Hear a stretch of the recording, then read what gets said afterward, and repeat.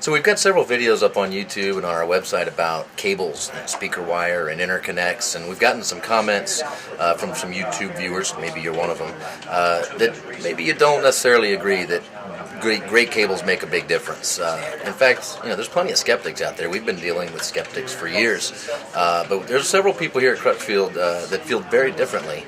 I myself am one of them. I have a satellite radio and an iPod that I play in my car, and so to connect it to my stereo, I use a mini-to-mini cable, an 1/8" jack on both ends. And I went through several cheapo $5 mini-to-mini cables before I finally just went ahead and spent $20 and got a good one.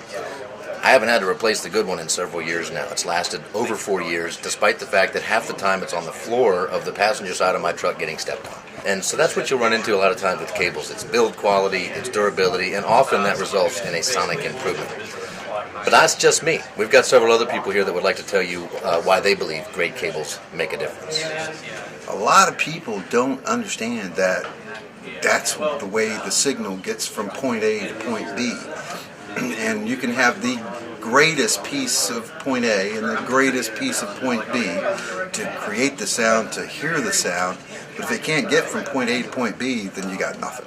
You don't have to spend every penny of money that you have on cabling.